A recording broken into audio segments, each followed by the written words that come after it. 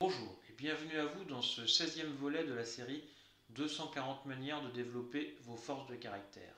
Je m'appelle Grégory Bénard du blog des sciences pour changer de vie et dans cette vidéo je vais vous parler de la force de caractère qu'on appelle la prudence. Mais juste avant, si vous jugez qu'il est prudent d'en savoir plus sur cette série 240 manières de développer vos forces de caractère, vous êtes libre de cliquer sur le lien qui se trouve dans la description de cette vidéo juste en dessous. De cette manière, vous pourrez également planifier à l'avance la manière dont vous allez regarder l'ensemble des épisodes de cette série. Ceci étant dit, prêt à développer votre prudence et votre prévoyance, alors suivez le guide.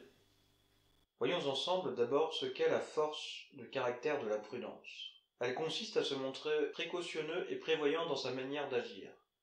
La prudence est le caractère de ceux qui réfléchissent avant d'agir, disons-le de cette manière. La prudence peut être assimilée à une forme de sagesse et de pragmatisme. Si la prudence est une force importante pour vous, alors vous vous assurez que toutes les conditions sont réunies avant de passer à l'action. Vous planifiez et prévoyez à l'avance vos actions dans l'optique d'atteindre vos objectifs. Et vous ne voulez pas faire ou dire des choses que vous pourriez regretter ultérieurement. Au final, je veux dire que quelqu'un qui a cette force de caractère de la prudence estime comme important le fait d'adopter le comportement adéquat au moment opportun en prenant en compte l'ensemble des éléments des paramètres de la situation qu'il vit. Je vous présente maintenant 10 manières pour booster, pour développer cette prudence. La prochaine fois que vous direz quelque chose à quelqu'un, réfléchissez aux effets de votre formulation sur l'autre. Faites cet exercice 10 fois par semaine pendant un mois et notez ce que cela vous apporte. Pour vous mettre à sa place, vous pouvez par exemple vous poser la question « Comment est-ce que je réagirais si l'on me disait cela ?»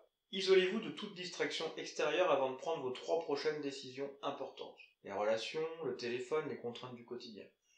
L'idéal serait d'aller marcher. En fait, la marche allume ce qu'on appelle le cortex préfrontal, qui est la zone de notre cerveau qui sert à analyser et qui peut nous aider pour notre prise de décision efficace. Prendre une décision lorsque l'on est stressé et anxieux inhibe ce cortex préfrontal, autant vous dire que c'est pas top pour la prise de décision.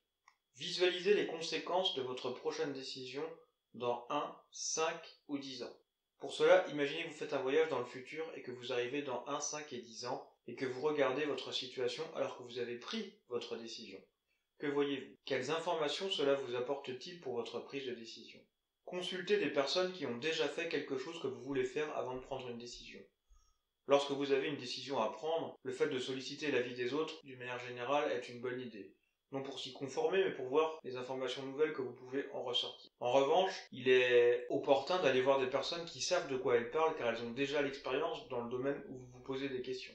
Apprenez de vos échecs. Identifiez les situations que vous considérez comme des échecs et posez-vous la question de savoir ce que cela vous apprend pour la prochaine fois. Cela vous permettra d'augmenter votre sagesse et votre prudence.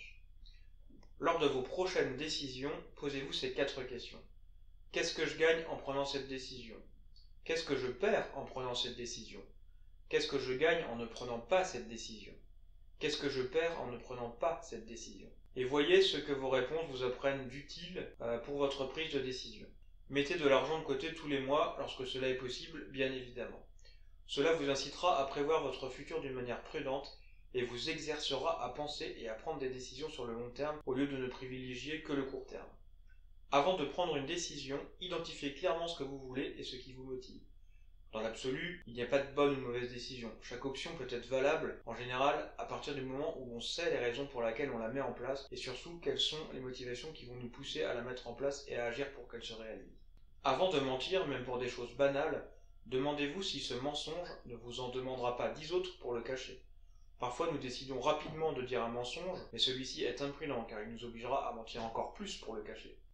Faites une analyse risque-bénéfice avant de prendre une décision.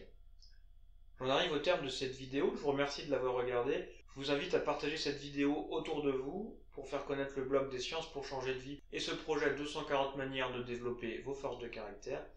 Je vous invite aussi à noter dans les commentaires vos propres idées et techniques qui vous permettent de développer et d'entretenir votre prudence. Je vous donne rendez-vous dans l'épisode suivant où nous parlerons d'humilité. En attendant, vous pouvez télécharger gratuitement mon e-book Les 5 clés scientifiques du bonheur en cliquant sur le lien qui se trouve dans la description de la vidéo juste en dessous. Abonnez-vous à la chaîne YouTube du blog en cliquant sur la petite fenêtre qui va bien en bas à droite de cette vidéo pour recevoir encore plus de contenu. Je vous souhaite une bonne transformation en compagnie des sciences et je vous dis à bientôt.